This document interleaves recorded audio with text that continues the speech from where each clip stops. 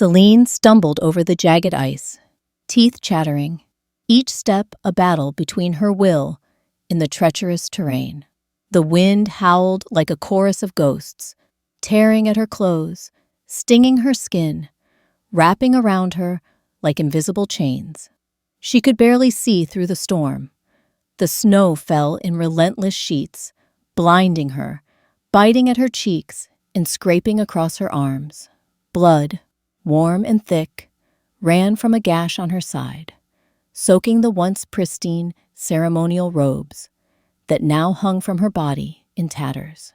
Every movement sent a shiver of pain shooting up her ribs, and still she pressed forward.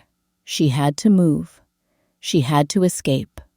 Her heart thumped wildly in her chest, a frantic drumbeat echoing in the hollow of her skull. Each beat seemed louder than the last, threatening to betray her to whatever hunted her. Every shadow loomed like a predator, twisting in the storm, daring her to falter. The ceremony had been her chance, the one moment that could have secured her place, her power, her destiny. But she had missed it. She had chosen mercy over ambition, compassion over her own survival. And now, the consequences were clawing at her heels like wolves smelling blood. Celine's lungs burned with each ragged breath. Her fingers, trembling and stiff, flickered with silver flame, tiny sparks licking at her skin before vanishing as if afraid of her touch. She tried to steady herself, willing the power to respond, willing it to save her, but it remained elusive, like a half-remembered dream. The wind tore at her hair, plastering it across her face, and she swiped at it, almost missing the jagged edge of the cliff beneath her feet. A misstep now could mean death. A single slip, and she would fall, swallowed by the darkness below. Her mind raced, bouncing between panic and determination. "If I fail again, I am finished," she whispered, the words almost lost to the storm. Her voice cracked, raw with fear, but she forced it forward, grounding herself in that fragile defiance. She didn't want to die. Not yet, not like this.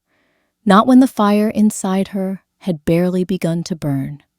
She had to survive, if only to see another day, to reclaim what had been stolen, to prove that her choices, her impossible choices, weren't wrong.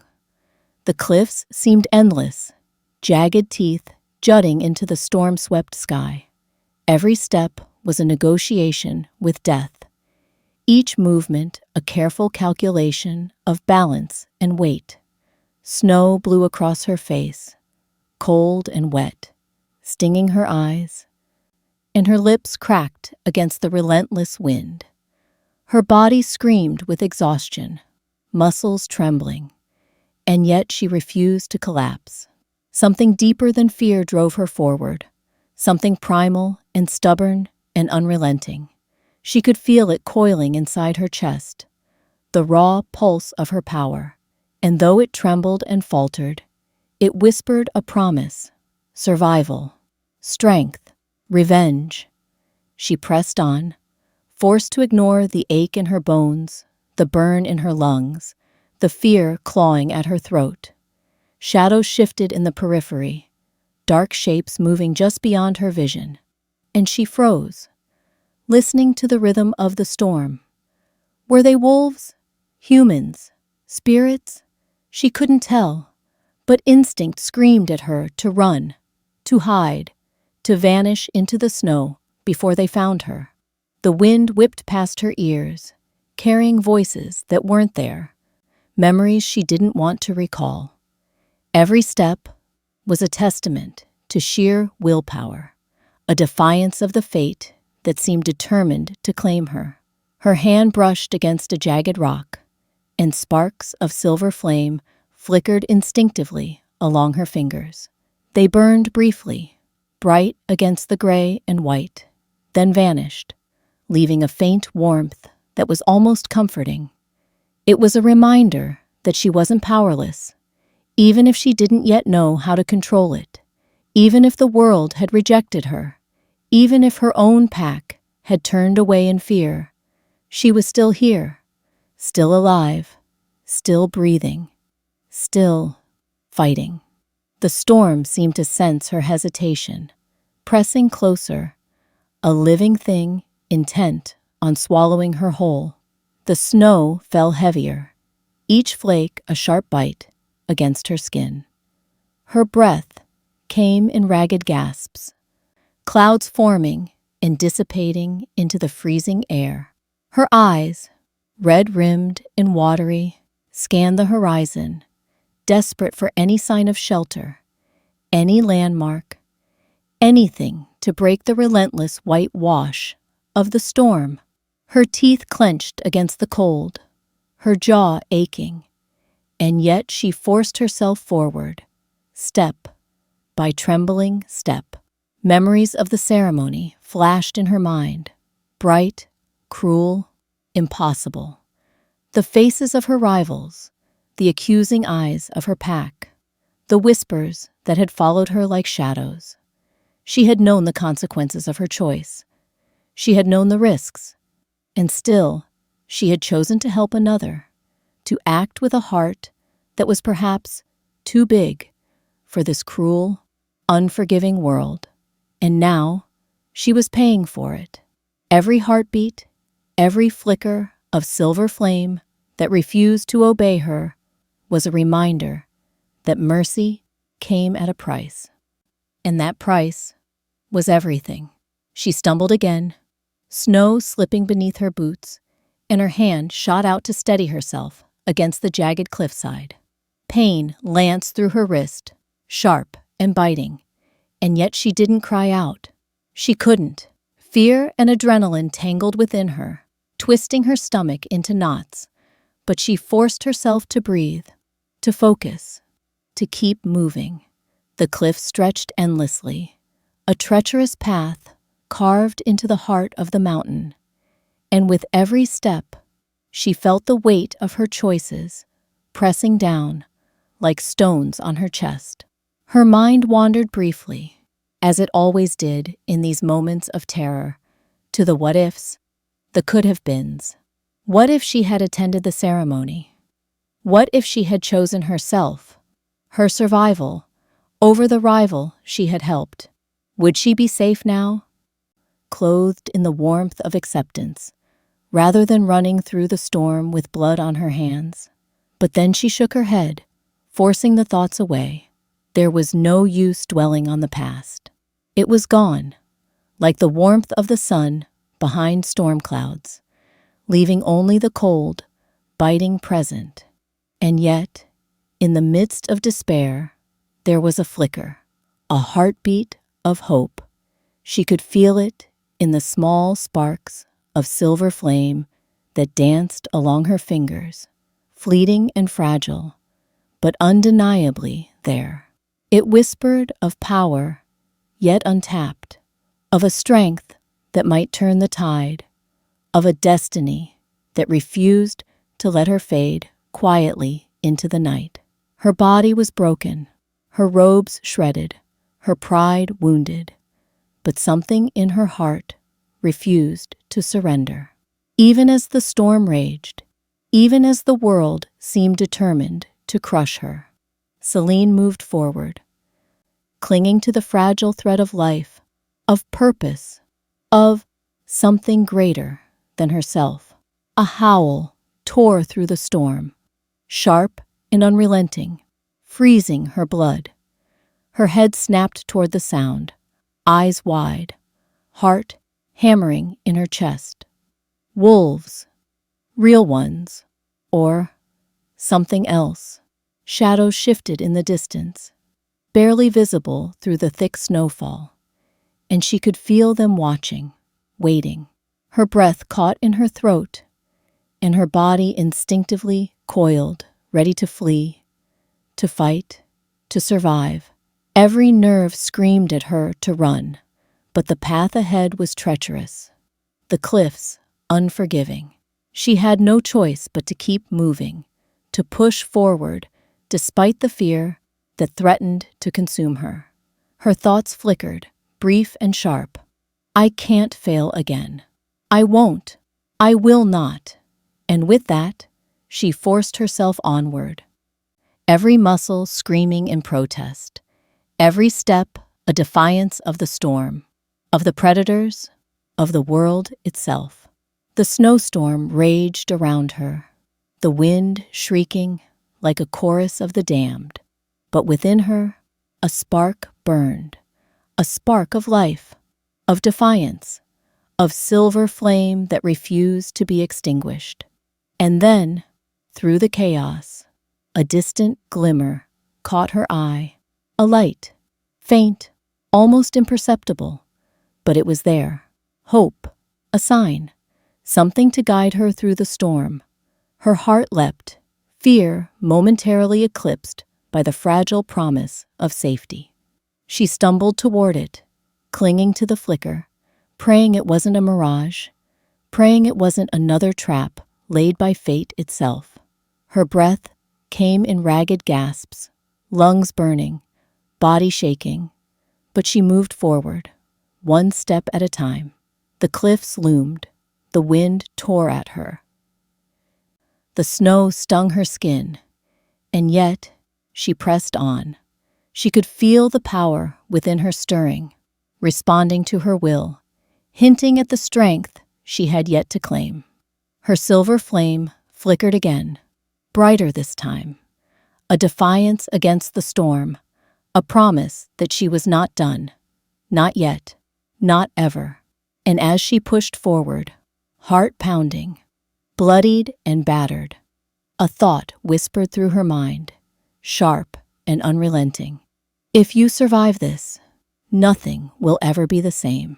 Her eyes burned with determination. Her fingers glowed faintly with silver light. And even as the storm threatened to swallow her whole, Celine moved forward, each step a heartbeat of defiance, each breath a vow. She would not be defeated. She would not be forgotten. And she would not run forever.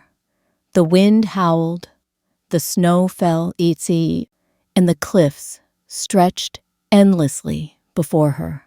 But Celine was alive, and that was the first, fragile step toward everything that was to come. Her heart raced, lungs on fire, body trembling, and still she whispered to herself, through teeth clenched and breath ragged, I will survive, I will rise, and they will see. The fire I carry is not theirs to claim. The storm roared in answer, as if acknowledging her defiance. And in that moment, even in the midst of terror, even in the biting cold and endless snow, Celine felt it, the pulse of life, of power, of destiny waiting to claim her. A faint, urgent whisper broke through the wind.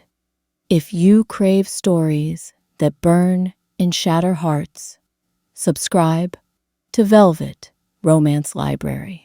It was more than a call. It was a promise. And Celine ran. Through the blinding sheets of snow, a dark figure emerged from the storm, a silhouette that seemed to command the very air around it. At first, Celine thought it was another predator, another rival wolf pack coming to claim her as prey.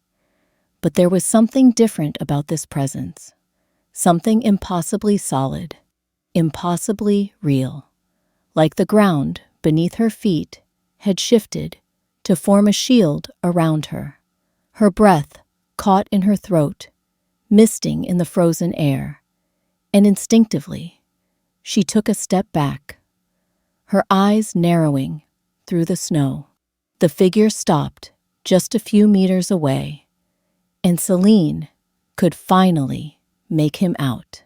Kael, the Alpha King, Massive, taller than any man she had ever seen. Broad shoulders wrapped in the dark folds of a storm-soaked cloak. His hair, black as midnight, whipped across his forehead in the wind. And his eyes, God, his eyes, were molten gold, piercing and sharp, flickering with something she couldn't quite name. Power, certainly. Danger, undoubtedly. But curiosity? Or was it something darker, something unspoken, that she couldn't yet place?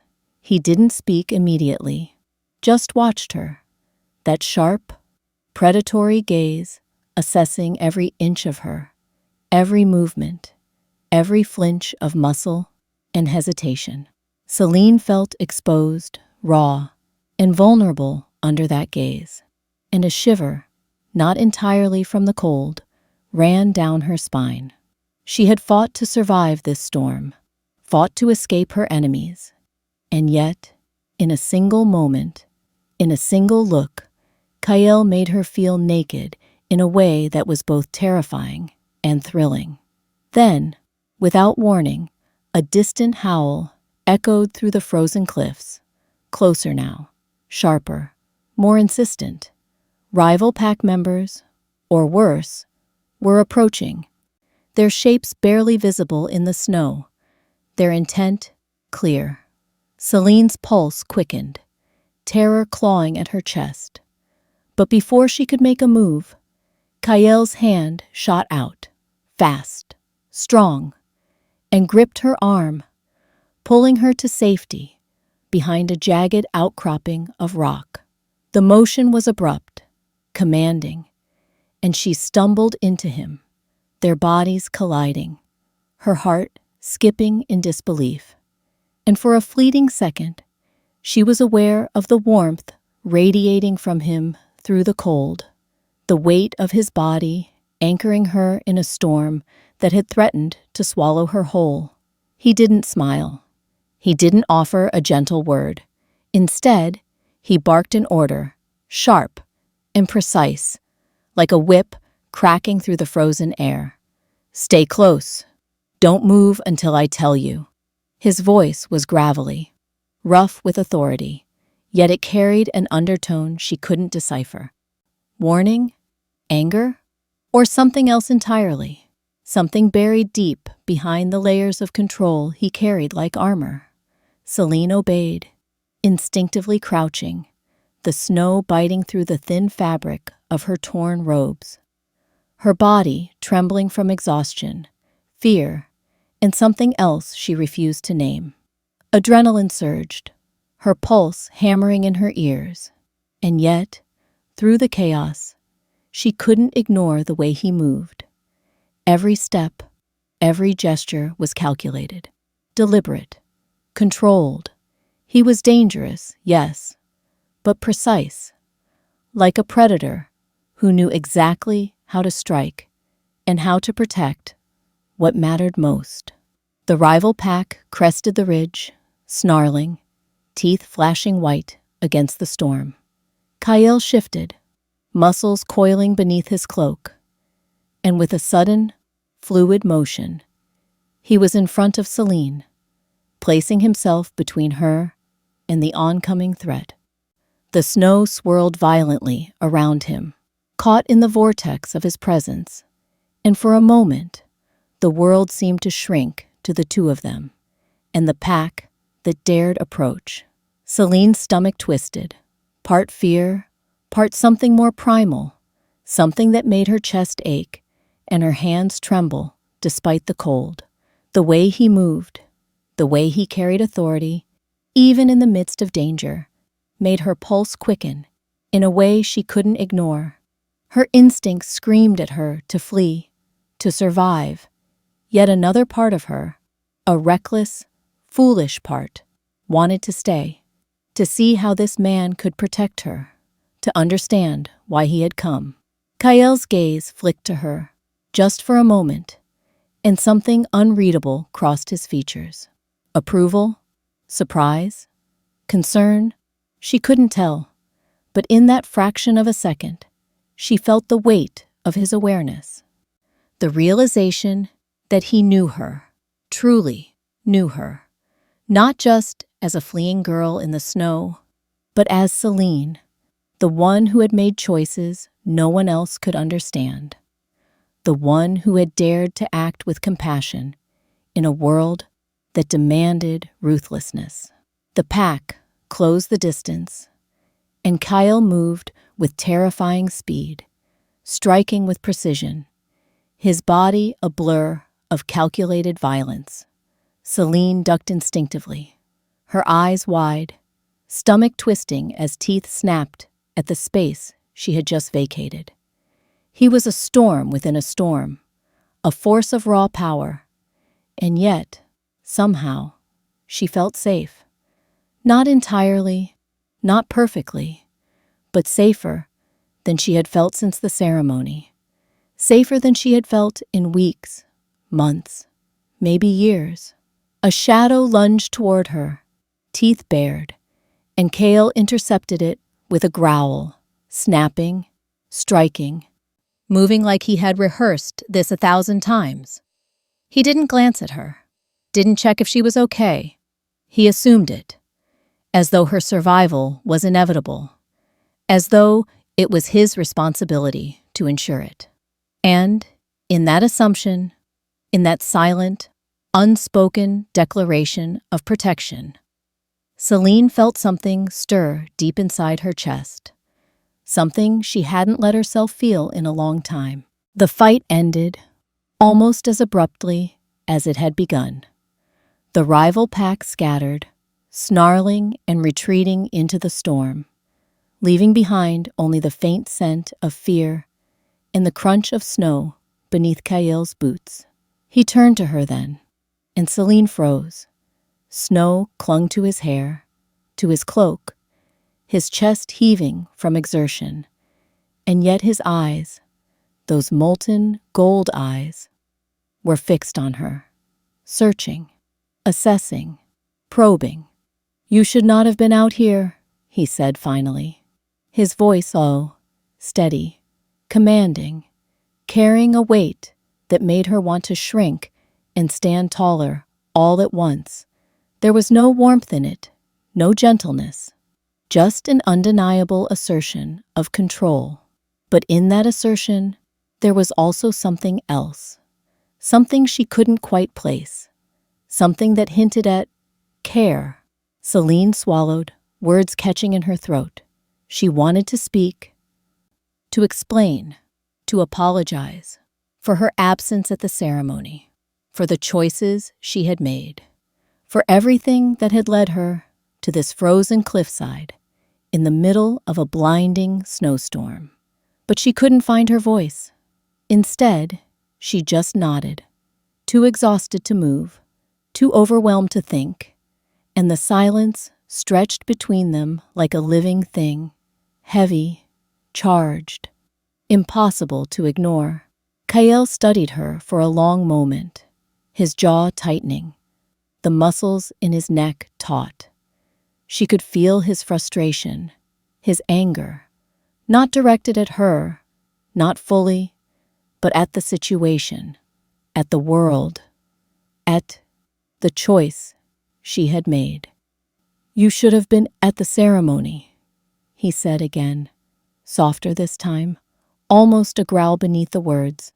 "Not running from it, not hiding, not—" His voice trailed off, unspoken accusation hanging in the air, sharp and dangerous.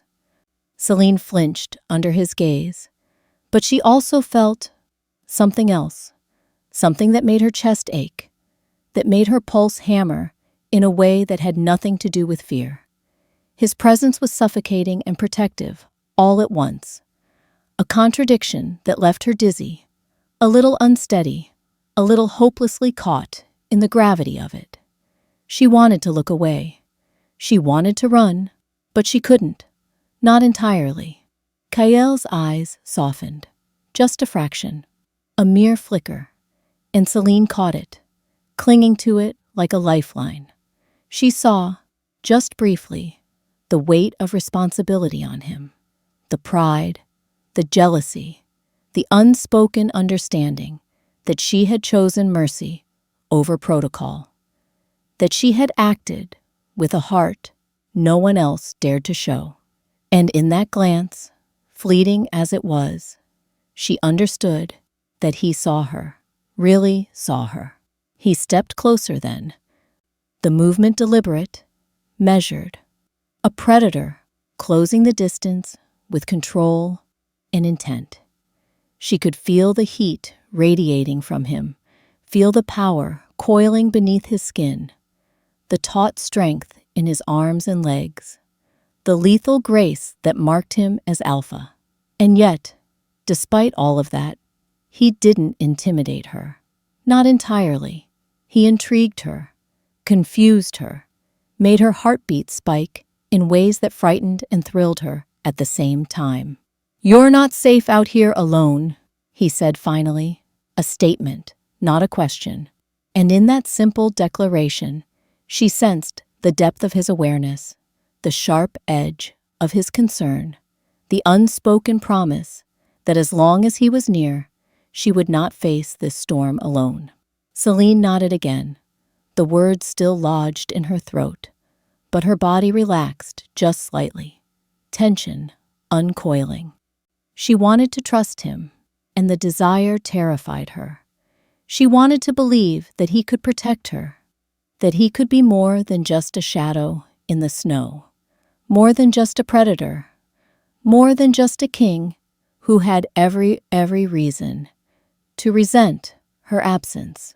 She wanted to believe that maybe, just maybe, they could survive this storm together.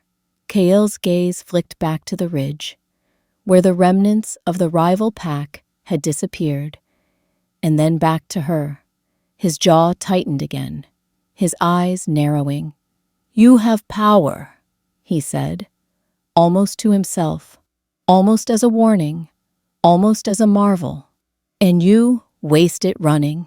Celine felt a flush rise to her cheeks, shame and pride and fear and longing mingling in a chaotic knot in her chest. He knew what she carried, what she was capable of, and he still stood before her, unwavering, commanding, impossibly alive, and impossibly close. And in that moment, amidst the snow, the wind, the remnants of fear and adrenaline, Celine understood something she hadn't allowed herself to hope for. She had not faced the storm alone. She had not faced it entirely, and the man before her, dangerous, infuriating, golden-eyed, was not just a savior. He was a force she couldn't ignore. A heartbeat passed, too, and the silence stretched between them, taut and alive.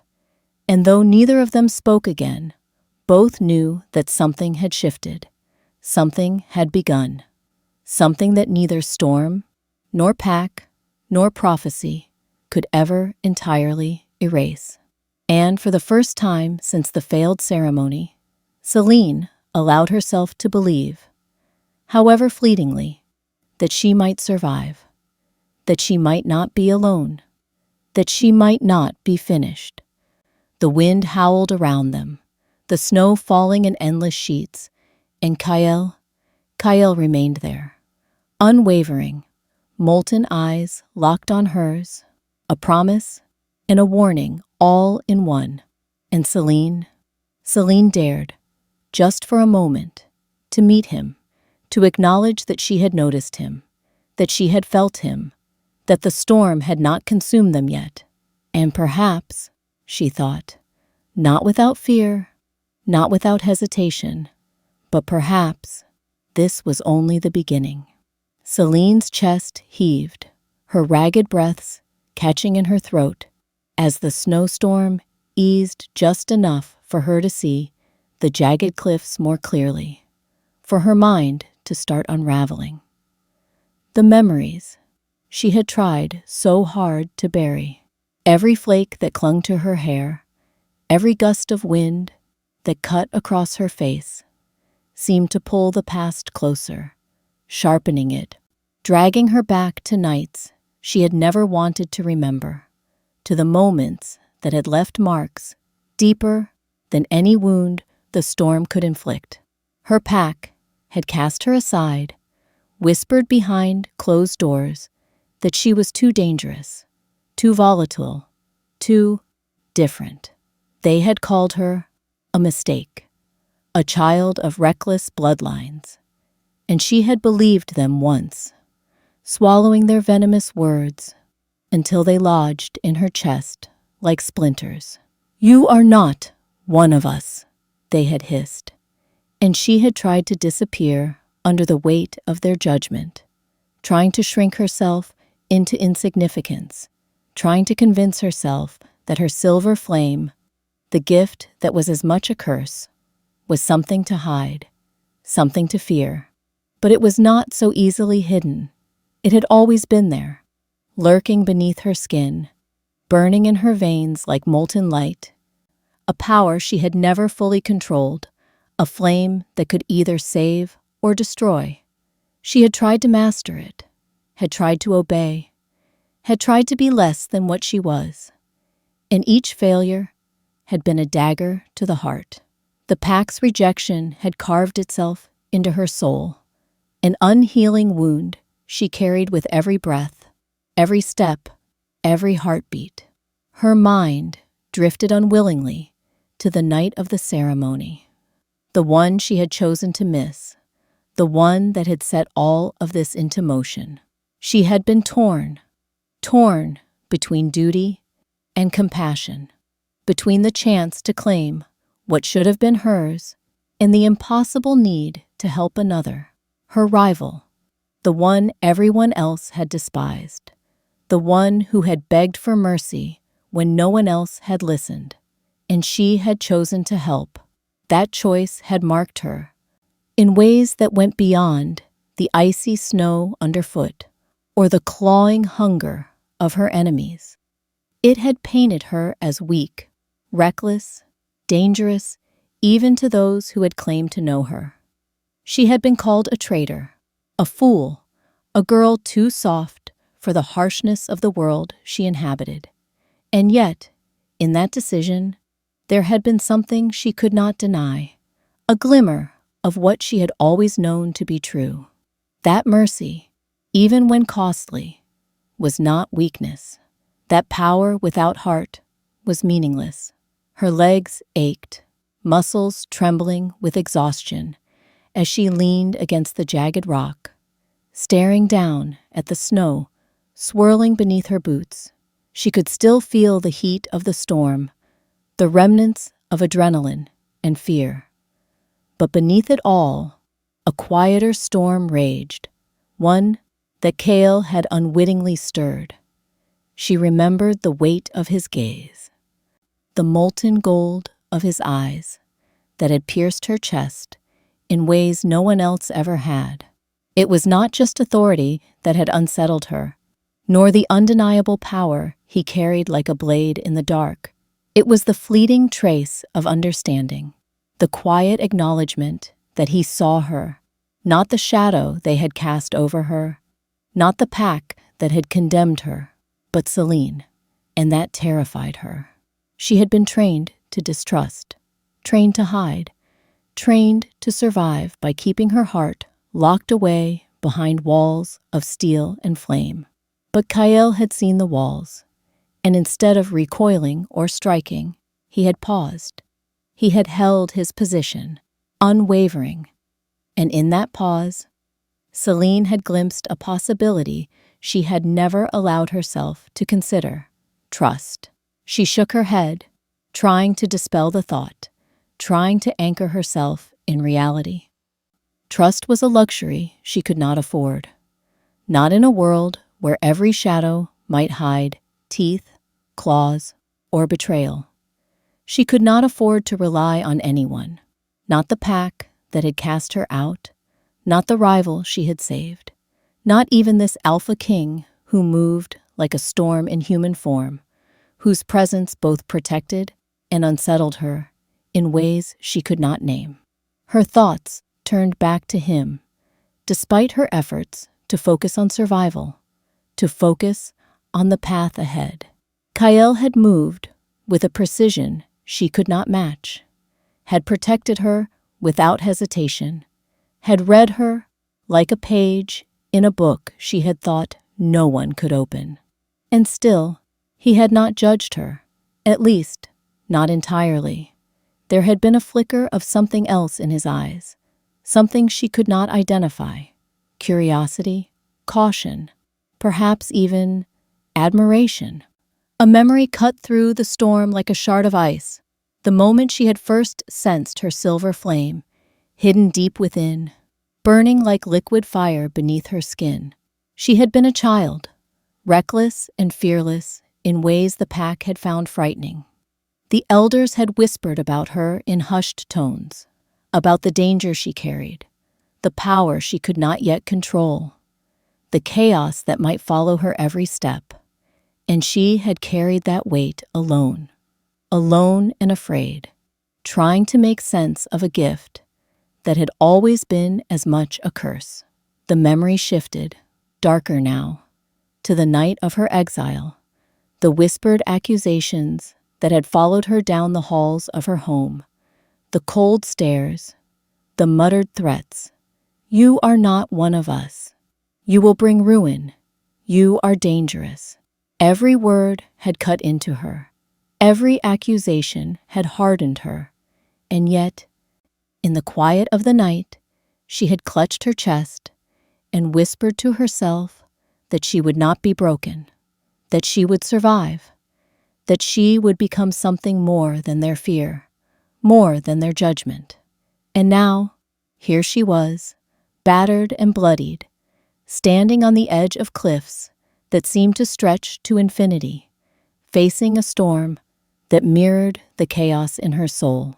And yet, through all of it, there was Kael, watching, waiting, silent but present. And she felt herself drawn to him in ways that made her chest ache and her stomach twist. He had not said much since the battle with the rival pack, but every motion, every glance, every exhalation had carried meaning she could not ignore. The way he had placed himself between her and danger, the way his eyes had measured and assessed. The subtle tension in his stance, it was all a language she had not learned, yet instinctively understood. He was a storm, yes, but he was also a shield, a force that could protect, could dominate, could care, if she dared to let him. Her mind drifted again, unbidden, to the rival she had saved. The memory was bittersweet, a reminder of her choice, her compassion, her defiance of a pack that demanded ruthlessness. The rival's eyes had filled with fear and gratitude in equal measure, and for a fleeting moment, Selene had felt a spark of connection, a reminder that her power could be a force for good if only she dared to wield it. And then the pack had come, the judgment had fallen, and the path she had chosen had become a labyrinth of exile, suspicion, and danger. She shook herself, trying to dispel the memories, trying to focus on the present, but Kael's presence pulled her thoughts back, time and time again. She could feel his gaze lingering on her, quiet, patient, and unrelenting, and she hated herself for the way it made her chest tighten. She hated the way it made her feel seen, exposed, and vulnerable all at once. "You have been running long enough." Kael's voice broke the silence, low and smooth, carrying the weight of command and the faintest trace of curiosity. "Tell me why." Selene's hands clenched at her sides, trembling with cold and emotion, and she shook her head. She could not, would not, explain the choices she had made, the pain she had endured, the reasons that had led her to this cliffside in the snow. It was too much, too raw, too dangerous. Words could fail her, and silence had always been safer. Kael stepped closer, just enough that she could feel the heat of his body, even through layers of frost and clothing. His eyes, molten gold and unyielding, studied her with an intensity that made her pulse race. He did not reach out, did not touch, yet the air between them crackled with the unspoken understanding that he could, that he might, that the storm around them was not the only danger they faced. Celine swallowed, a lump of fear and longing rising in her throat, and for the first time, she felt the strange, dizzying pull of something she had never allowed herself to feel fully. Trust, a fragile, flickering trust that was terrifying in its honesty, impossible in its intensity. She wanted to believe him, wanted to follow him, wanted to lean into the warmth and strength he radiated, and the thought made her both hopeful and afraid. Kael's gaze softened slightly, not entirely, just enough to unsettle her. "I've watched you," he said, low, almost confessional, "longer than you realize. You think you are alone in this, but you are not." The words landed like stones in her chest, heavy with meaning, heavy with promise, and Celine felt tears prick her eyes despite the cold. Someone had seen her, really seen her, not as a mistake, not as dangerous, not as a girl to be shunned, but as Celine, whole, complex, fierce, vulnerable, alive. She wanted to speak, to ask why, to demand an explanation, but no words came, only the pounding of her heart, the ache in her chest, and the pull of something dangerous, something magnetic, something utterly consuming.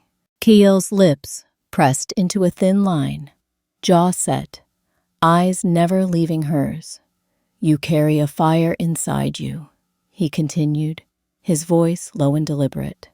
"A power that could destroy everything or save it. You cannot hide it forever." Celine shivered, not from the cold, but from the weight of his words. The truth she had tried to bury, the fear she had tried to suppress. And yet, amidst the storm, amidst the snow and blood and exhaustion, she felt a spark, faint, fragile, undeniable, that perhaps she did not have to face this alone.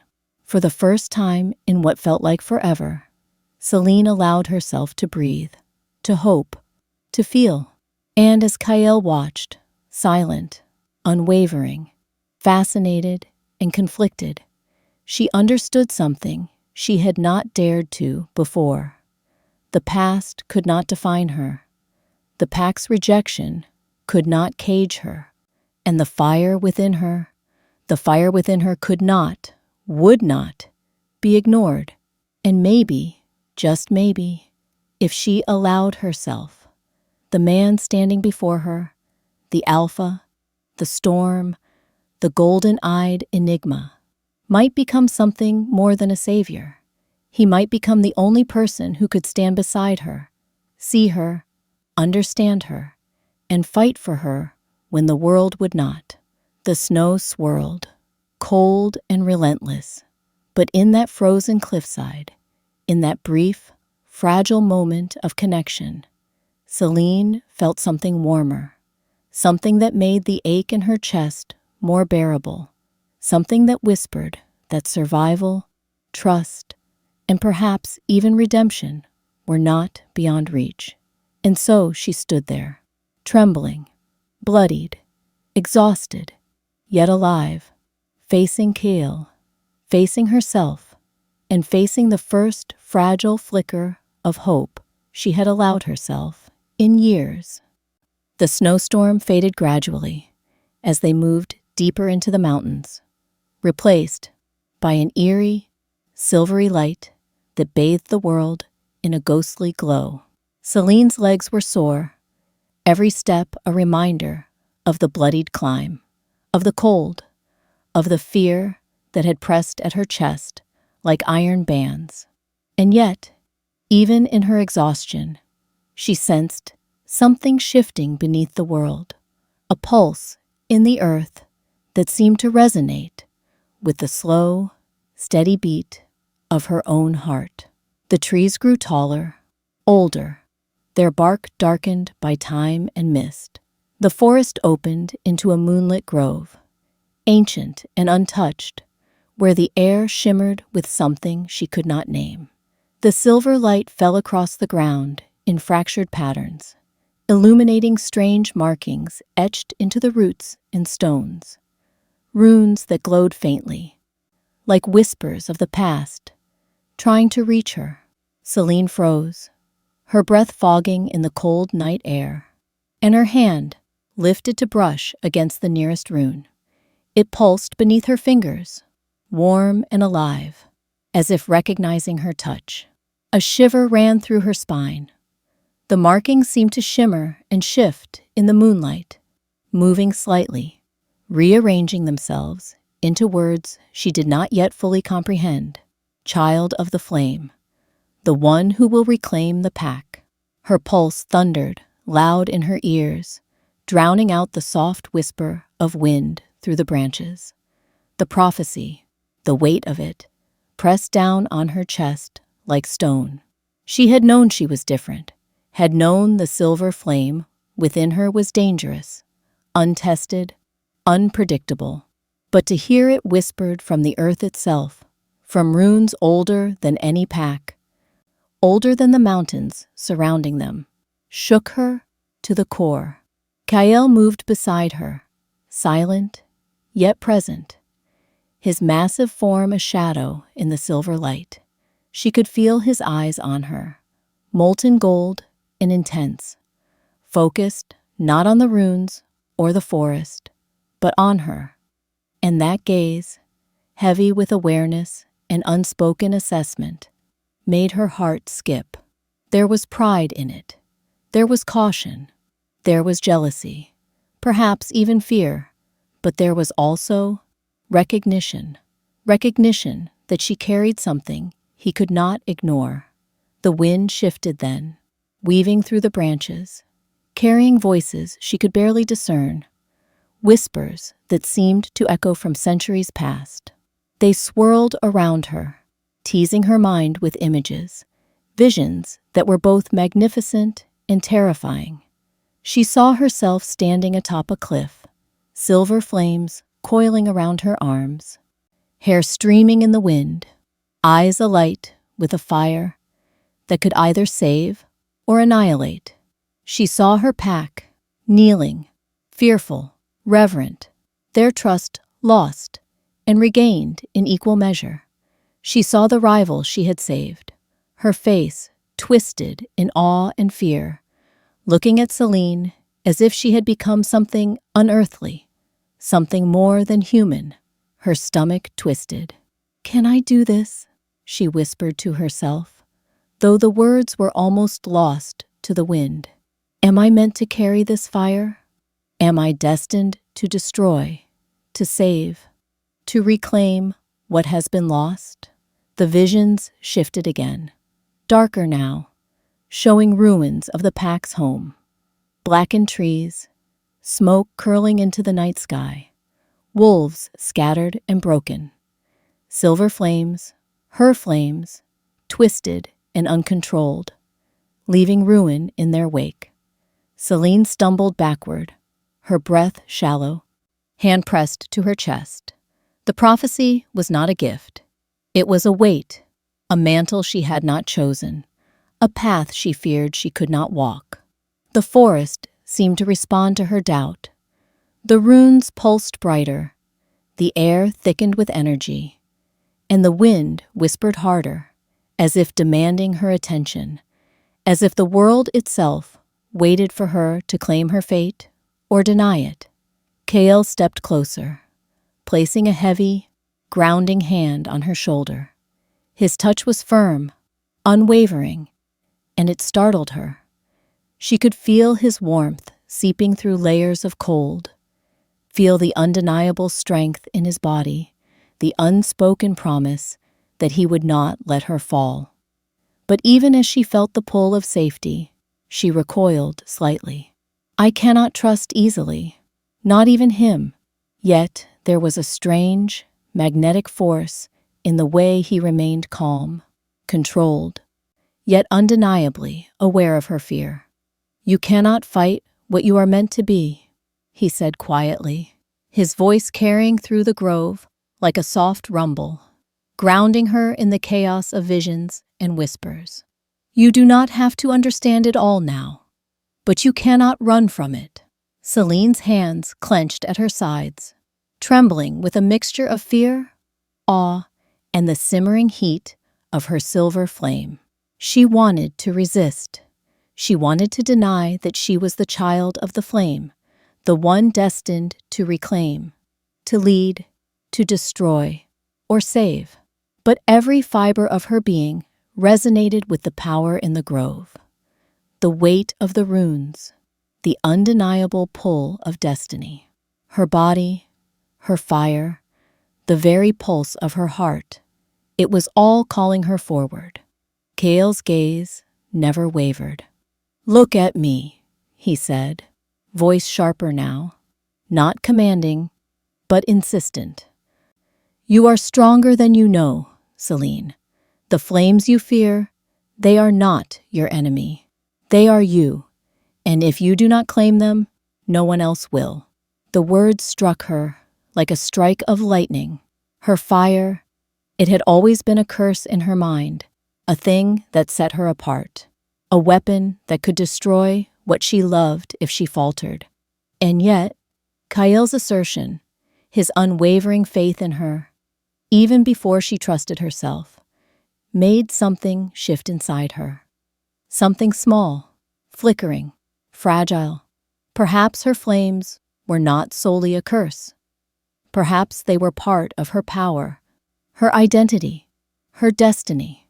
The wind carried whispers again, brushing against her skin, brushing against her mind, teasing visions of what could be. A pack united, wolves standing beside her, Kael at her side, silver light weaving between them, like threads of fate. And yet, another vision struck. Chaos, ruin, fire consuming everything she held dear, wolves fleeing, the world trembling beneath the weight of her uncontrolled power. Her body shuddered, knees weak, and she sank to the ground, hands gripping the frost-hardened earth. The duality of her potential, creation and destruction, pressed down on her chest like a mountain, making it hard to breathe, hard to think, hard to reconcile who she was with, who she might become. Kael knelt beside her, still towering over her, still calm, still unwavering. His hand hovered near hers, not touching yet, a promise and a warning in the same gesture. You are not alone, he whispered, softer now, almost reverent. Even if you believe you are, even if the world rejects you, I will not. And this fire, your fire, it will answer when you are ready. Her gaze lifted, meeting his molten gold eyes, and for a fleeting instant, she saw something that went beyond the alpha, beyond the storm, beyond the prophecy. She saw recognition, awe, conflict, and something deeper, something that made her heart ache with both hope and fear. He understood, in ways no one else had. He saw the danger, but he also saw the girl who had chosen compassion over ceremony, who had risked everything for another, who carried the weight of power she barely comprehended. The grove seemed to respond to the intensity of the moment. The runes pulsed brighter, casting silver light across their faces. Wind carried whispers that sounded almost like voices, ancient, haunting, encouraging. Shadows danced along the trees, flickering in the luminescence as if the forest itself had awakened to bear witness to what was happening. The stirring of a power long dormant, the emergence of a destiny that could not be denied. Celine's silver flame flickered again in her palms, responding to her racing heartbeat, to the tension in her chest, to the visions that pressed at the edges of her mind. Sparks danced across her skin, illuminating the frost and snow in a pale, ethereal glow. The forest breathed around her, alive with unseen forces, and she felt simultaneously terrified and exhilarated. Every instinct screamed to flee, to hide, to deny. Yet another instinct, a deeper, more primal one, urged her forward. Kyle watched silently, his expression conflicted, fascinated, protective. He did not speak further, did not force her to act, did not judge the fear or awe twisting her features. Instead, he remained a steady presence, molten gold eyes locked on hers, the silent reminder that even the weight of prophecy, even the fire she barely controlled, did not have to be faced alone. And in that grove, amidst glowing runes, whispers of wind, and the flickering silver flame, Celine understood something terrifying and beautiful. The world she had known was gone. The girl who had fled the ceremony, who had hidden from her power, who had carried guilt and fear like chains. She was not gone, but she was changing. Her destiny was calling, and the forest, the stars, the fire in her veins, even Kael, he was part of it. She would not deny it. She could not. And somewhere deep, in the primal rhythm of her heartbeat and the flicker of silver light, she felt the stirring of what it meant to be more than herself, to be the child of the flame, to walk a path that would shape not just her own fate, but the fate of everyone she held dear. The wind whispered around her once more, carrying voices, visions, echoes of the past and future. The runes flared again, silver against black, and Celine rose to her feet, trembling, awestruck, terrified, ready, and Kael remained at her side, watching, waiting, molten eyes burning with something unspoken, a mixture of pride, jealousy, wonder, and the unshakable certainty that this girl, bloodied and trembling, frightened and awestruck, would change everything. The forest that had seemed sacred, protective, and alive with prophecy moments ago now felt like a trap. Shadows coiled between the ancient trees, moving with intention, and Celine's pulse surged as the first growl tore through the night air, low, primal, unrelenting. Her silver flame flickered involuntarily in her palms, responding to the tension, hungry and untrained, her veins alight with raw, dangerous energy. Kael was immediately on alert. His eyes, molten gold, swept through the darkness with predatory precision. He moved like a shadow incarnate, protective yet explosive, each step deliberate, coiled with power.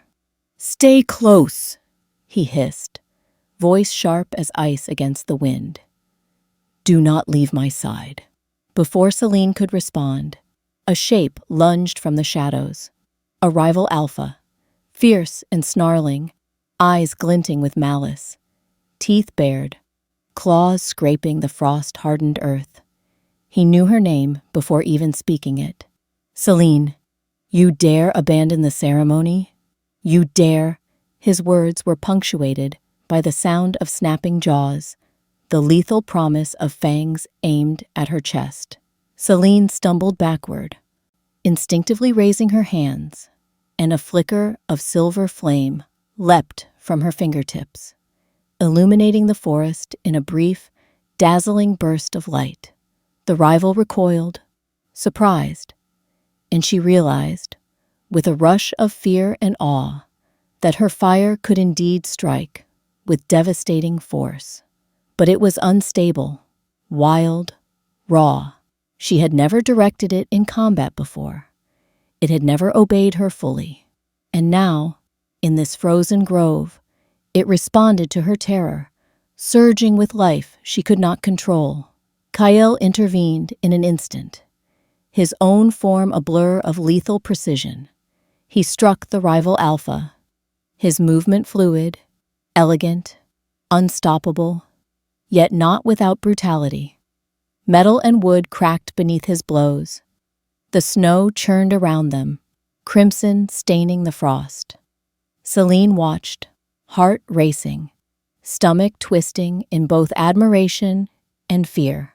Kael was her protector, yes, but he was also a force she could never contain, a storm she could never fully anticipate. The rivals' companions emerged then, their numbers sudden, overwhelming. Rogues, exiles, wolves who had rejected the order of the packs and embraced chaos. They surged toward Celine and Kael, snarling, snapping, teeth glinting in the moonlight.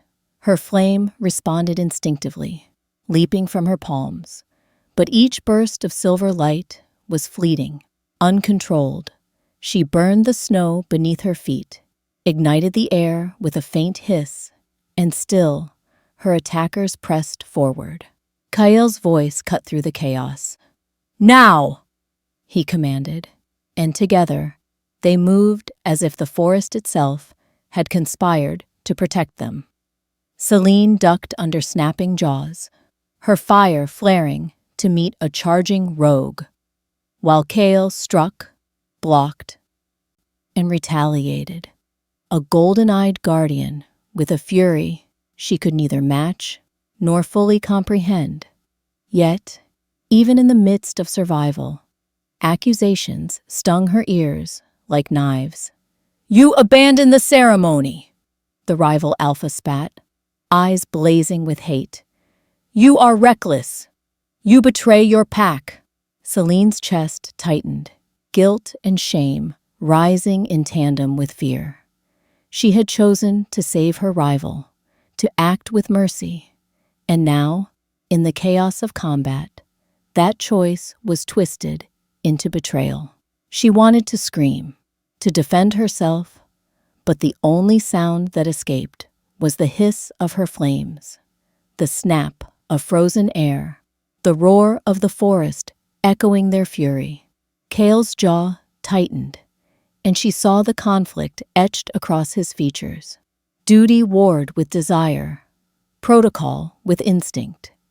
He wanted to strike, to punish, to assert authority, and yet, every movement toward her, every glance, betrayed something more, something personal, something dangerous. His possessiveness flared alongside his anger, jealousy twisting like a knife in the back of his control. "You need to leave," Kael said abruptly, pulling her behind a massive stone outcropping, shielding her from the rushing enemy. "Now, before this becomes worse." Celine's stomach twisted. To leave would mean survival. But it would also mean abandoning him, abandoning the fragile bond forming between them in the midst of chaos. Her heart screamed, no, but the rational part of her, survival, instincts, fear, knew he was right. She nodded, unwillingly, and slipped back into the shadows, hiding, running, forcing herself to trust that Kael could handle what came next. And in the quiet separation, adrenaline still thrumming through her veins, Celine made a vow. I will prove myself. I will master this fire. I will not fail again. And I will return to him, stronger, unbroken. Kael remained in the moonlit grove, fangs bared, eyes molten with a mix of anger, guilt, and jealousy, striking with lethal precision. But even in his fury, she felt it, the pull between them, unspoken and alive, a tension that could be both savior and curse, a force neither storm nor prophecy could fully suppress. Hours later, after the rogue pack had finally been driven back into the shadows, Selene found herself tending to her wounds by a small fire Kale had conjured with meticulous care.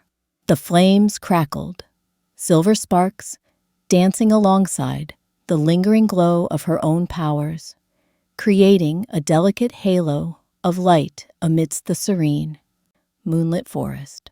Frost clung to their hair, yet the warmth of the fire and the presence of Kale held her body together. Kael's hands hovered near her as she worked, not imposing, not commanding, just there, steady and patient. "You burn brighter than you know," he murmured, voice low, almost a caress. "And yet you hide it, always hiding." Selene flinched, not from criticism, but from the raw truth of his observation. She had always hidden, always controlled, always feared. Her silver flame had been a secret, a curse, a weapon she barely understood. And here was Kael, staring, watching, seeing me. Tears pricked her eyes, but she blinked them away. Words felt heavy, unnecessary. Instead, she shared small truths, fragments of her life, revealing the forbidden power, the weight of rejection, the burden of choices no one else had understood. Kael listened, without interruption, without judgment, his eyes molten, warm, and unflinching. Then he shared his own truths, the burden of being alpha, the constant scrutiny, the loneliness, the sacrifices no one else could comprehend, the grief of losing those he could not protect, the rage of enforcing order in a chaotic world, the vulnerability of knowing that power was a heavy mantle, one that could alienate and consume.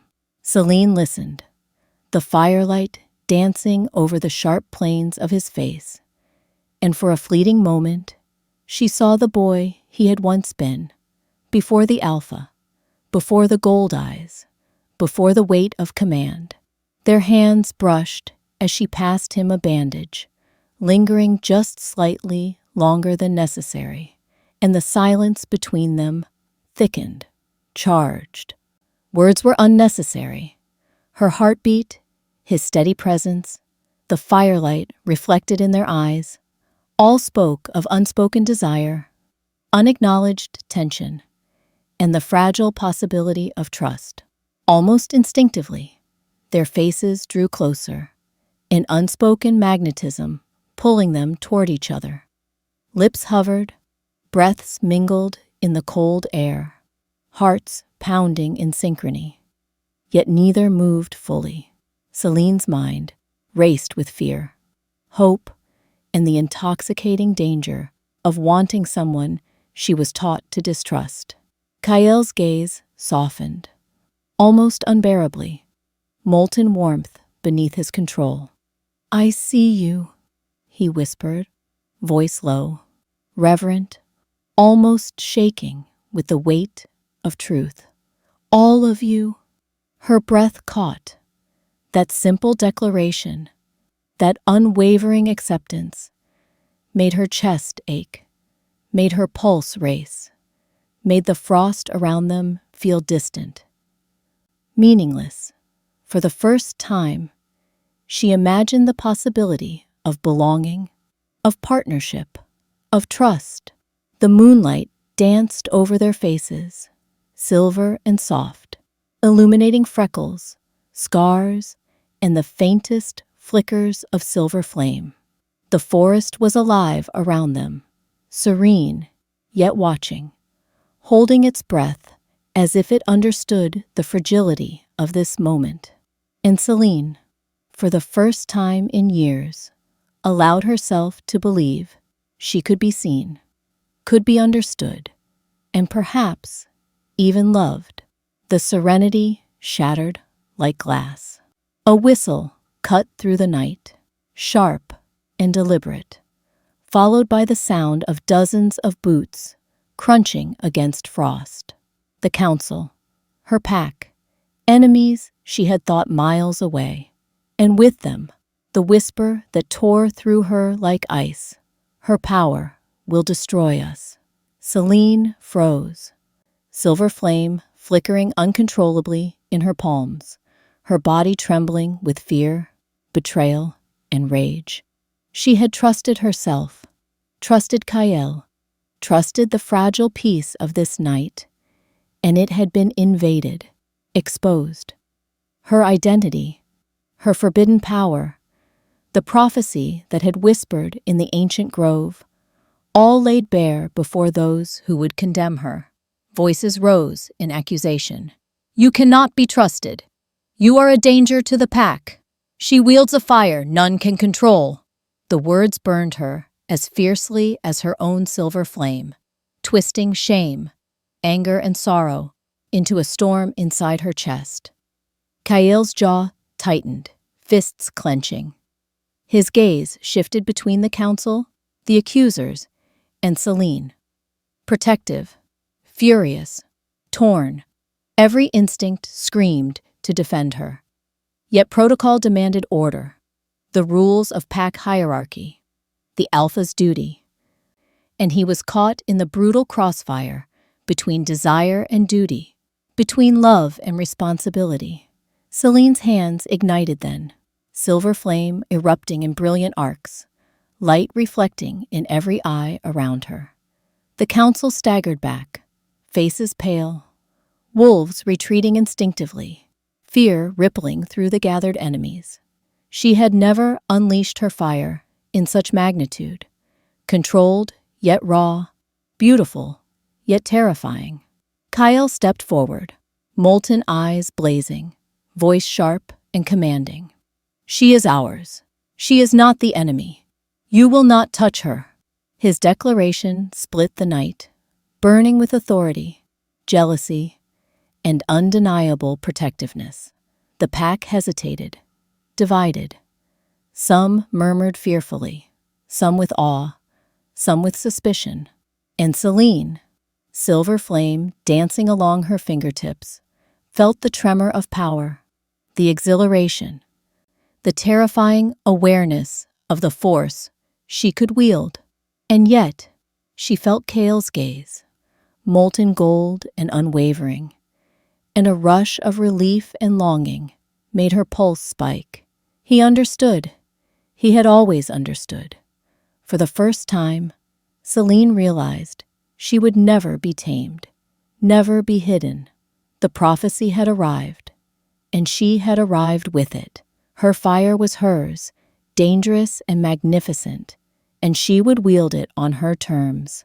The night held its breath, the pack held theirs, and Kael, Alpha, Protector, golden-eyed enigma, stood beside her, molten fury and pride radiating, a silent promise that whatever came next, they would face it together.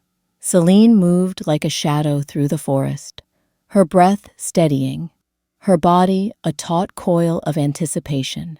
The scent of smoke and blood mixed with the frost in the air, carrying the weight of destruction ahead. The grove she had once felt sacred now lay in chaos. Glowing ruins, toppled stones, splintered trees. Wolves, innocent and terrified, fled in every direction. Cries of panic splitting the night as rival forces encroached on the ritual site. Her hands burned with silver flame, coiling around her wrists, dancing along her fingertips. It was no longer a timid flicker. It surged with life, responding to her will, to her heart, to the storm of rage and determination that churned inside her. Each breath fed it, each heartbeat fanned it higher. Her power was hers, undeniable, unstoppable. And tonight, she would claim it fully, without apology, without fear.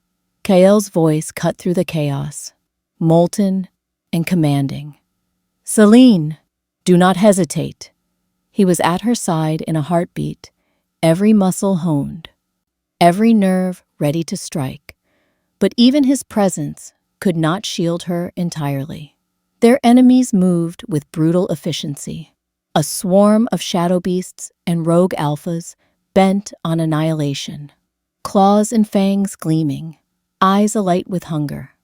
Selene inhaled sharply, silver flame licking the edges of her palms, until it erupted fully around her body, encasing her in a cocoon of light that reflected off the snow, the trees, and the frozen air.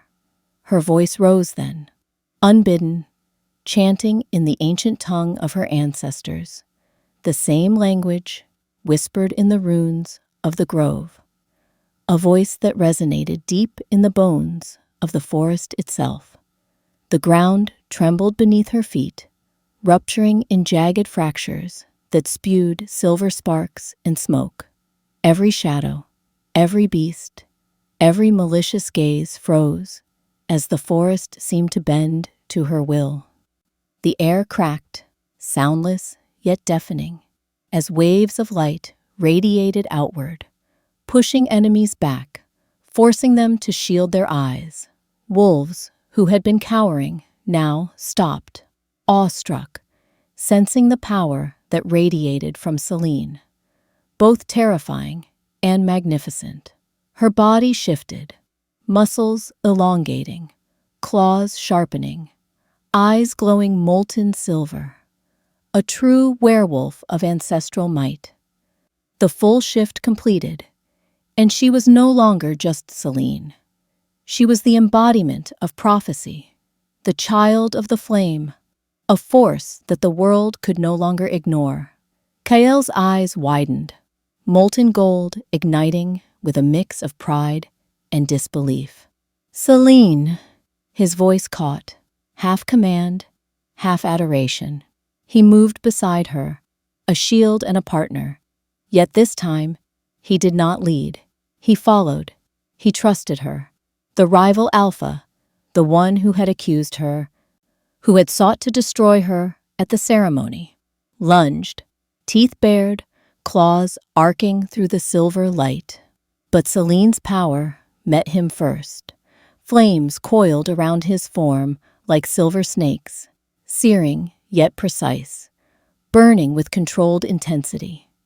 He fell to the ground with a cry, eyes wide in shock and fear. Others hesitated, unsure if they were witnessing magic or the wrath of a goddess. She roared, a sound that carried through the forest, ancestral and primal, shaking every branch, stirring every stone, resonating with the bones of the earth. The remaining shadow beasts recoiled, some fleeing, some frozen in awe, and Kael's hand found hers, molten eyes locking with hers, grounding her even as the world quaked. "Together," he growled, "we end this. Together." Her heart surged. This was no longer fear, no longer doubt. This was power. This was purpose. This was her choice, her fire, her life. And together, they moved as a single force, weaving through chaos, striking with lethal precision, fire and fury mingling as they carved a path through the enemy ranks. The forest trembled under the intensity of their combined power. Trees cracked, stones levitated, snow ignited in silvery bursts, runes carved by time igniting in luminous reaction. Every movement Selene made left trails of silver light, a signature of raw, ancestral energy that announced to all she was not to be trifled with. She was no one's pawn. She was no one's sacrifice. The final shadow beast, a monstrous shape of snarling darkness and glowing eyes, stepped forward, its form a twisted amalgamation of rogue wolves and dark energy. Selene inhaled, flames spiraling higher, her body fully embracing her power. She felt the ancient rhythm of her ancestors coursing through her veins, a fire she had always feared, now her ally. She bellowed the chant once more, voice raw, full, undeniable. The beast charged. Impact. Silver flames collided with shadow. Light tore through darkness, shockwaves rippling across the grove. The ground ruptured, ice and snow scattering like shards of glass. The beast screamed, a sound that shattered the night, and then exploded into a burst of silver sparks, dissipating into the forest as if it had never existed. Silence fell, heavy, trembling, reverent. Wolves crept from their hiding places, the remaining enemies fleeing into the night, leaving nothing but snow, scorched earth, and the lingering glow of power. Selene's chest heaved, sweat mixing with snow, silver flames flickering faintly along her fingertips as her body slowly shifted back to its human form. She sank to her knees, overwhelmed, triumphant, terrified, alive. Kael knelt beside her, fingers brushing against her cheek, molten eyes, soft and unwavering. You are everything, he whispered, voice catching in awe, in wonder, in admiration and desire. Not a sacrifice, never a pawn. You are more than we ever believed possible. Selene's gaze lifted, meeting his. The forest, the runes, the shattered ritual site, they all bore witness to her transformation. She had claimed her power. She had taken control of her destiny. And in that moment, she realized the truth she had long denied. She was unstoppable. Selene's eyes swept over the fallen enemies, over the scorched snow, the shattered ruins of the ritual site, and the trembling, awestruck wolves. Her gaze was steady, unwavering, molten silver light dancing over her features. She was victorious, yet victory was a question, a challenge. Would you have chosen her, or feared her too? The words lingered in the frost-bitten air, unanswered, yet demanding thought. The fire in her veins, the prophecy she carried, the path she had embraced, all of it was a challenge, not just to the world, but to anyone who would witness her rise. Is she a hero, or just a girl, cursed with too much fire? The forest seemed to echo it, shadows flickering in the lingering silver glow. Every breath, every heartbeat, every flicker of flame demanded an answer that the world could not give, but that the listener, the witness, could choose for themselves. The wind carried her power away in whispers of smoke and light, and in the quiet that followed, her voice rose, soft, lyrical, compelling. If this story lit something inside you, subscribe to Velvet Romance Library, where tales burn brighter than moonlight. The words hung, poetic and intimate, a bridge between the fire of her story and the hearts of those who listened. Selene and Kael walked away from the ruins, side by side, shoulders brushing, breath misting in the cold night air. The forest around them was eerily still, but it trembled with unease. The aftermath of power unleashed, prophecy claimed, and enemies scattered. Every step echoed against frost and stone, silent yet heavy with promise and warning. The ground shuddered beneath their feet, a tremor that rippled through roots, stone, and snow. Shadows lengthened and shifted unnaturally, and from the darkness, a voice rose, low and serpentine. She is not the only one. The words slithered through the trees, carrying the weight of future danger, of unclaimed power, of a true alpha yet to rise. Celine's gaze sharpened, her hand brushing against Kale's, molten determination mirrored in her silver eyes. They had won this battle, but the war, the world of prophecy, fire, and power, was far from over. The forest held its breath, the stars blinked in silent witness, and the night seemed alive with anticipation. Somewhere, unseen, enemies whispered, plotting, waiting. The prophecy still pulsed, unbroken, untamed. In Celine walked forward, fire in her veins, destiny in her heart, unstoppable, unbroken, and ready for what came next.